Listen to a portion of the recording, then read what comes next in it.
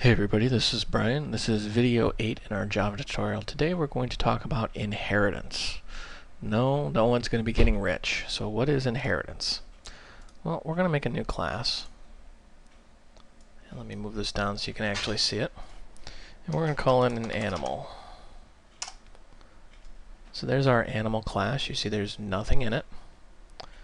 And we're just going to, for the sake of argument, say it has a public string name. So the animal class has a string variable in it called name. And let's make another class here. And we'll call it cat, simply because I was thinking of what mess my cat is making in the other room. And we will give the cat public boolean. Whoops.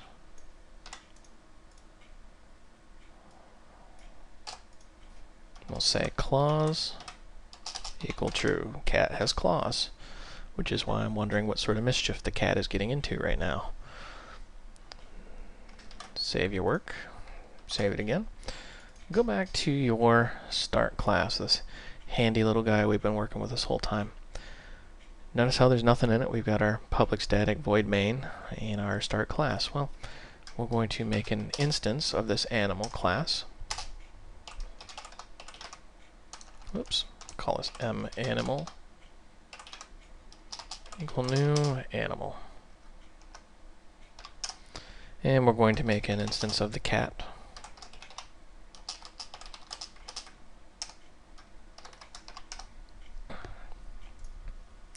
Oops, you see how we forgot our brackets here. That's called a constructor. Similar to a method where you have an arguments list. When you have no arguments, you just have brackets. Now you see when we take our animal, we do animal dot, we have some things in here. Well, where did all these come from? We have name, which we added. There's our name. But we have all this other stuff. Equals, class, hashcode notify, wait, toString. What is all this? We didn't put this in here. Well, you can see over on the right it says object. What does that mean? Well, inheritance is a very simple topic, meaning everything inherits from a cosmic base class called an object. Everything in Java is an object. These are all part of the object class, or the object blueprint. Where you see name came from animal. Name is part of our animal class. Now, every class is an object. So you are automatically inheriting all of these properties. Now let's try cat. See, same thing. There's all of the inherited from the object. Cat has claws.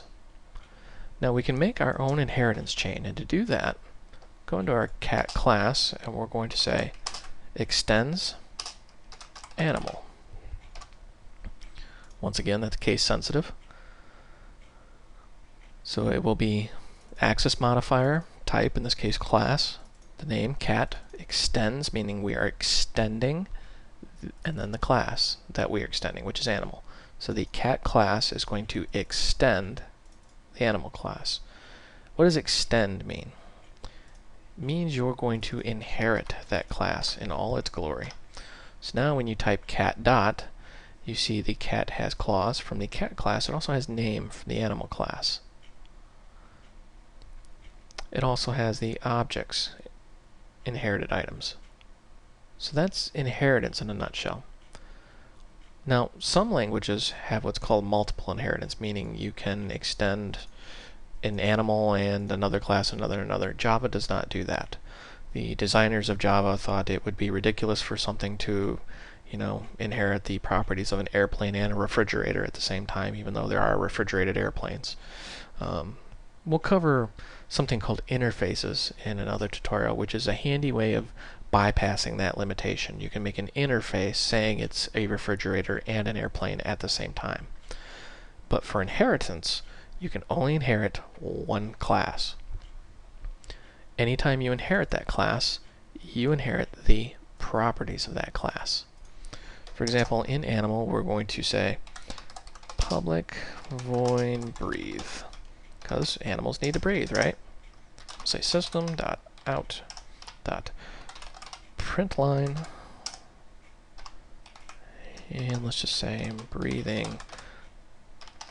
I have asthma, so I actually enjoy breathing. Alright, now when we go to cat, type dot, you see that we have the breathe method. When we run this, save our work, see, it says breathing. So we have a breathing cat as opposed to a non-breathing cat, which is usually an emergency in this household. Now notice how cat does not have breathing, because once again it's extending or inheriting the animal class. Now Eclipse is a pretty intelligent program. It'll tell you where you're pulling this from. So it'll say name, you're getting that from animal, breathe, you're getting that from animal, equals, you're getting that from object, clause, you're getting that from cat. Now one more thing before I in this tutorial, I kind of wanted to go over here and touch on the packages. See how we have this default package? Well, here are our classes inside the package: start, cat, animal. Listed in alphabetical order. You can expand out the animal and see that it's the class animal as a variable called name and a method called breathe. And same thing with cat. There's start. So Eclipse gives you a lot of information. Now, what is a package? This is the default package. What does that mean?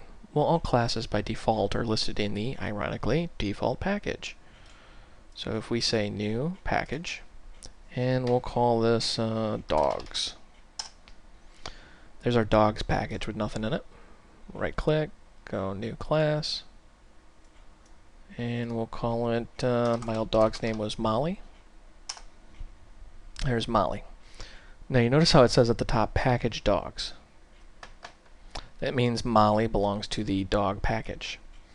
We can also go ahead and create a new class in the default package called Molly. There's our Molly class in the default. Notice how we have two classes. Now what happens if we go to make another cat class? Notice how it won't let us. It says type already exists. Packages are a way of separating your code. So let's just, for the sake of argument, say you make a class called Molly, and your friend makes a class called Molly. If they're in the same package, you're going to have a naming conflict and it won't compile. So you make separate packages. So you can have multiple dogs named Molly, or whatever you want to name your objects. We'll get into that a little more depth in future tutorials, but I'm almost out of time, so thank you for watching. I hope you found this video educational and entertaining.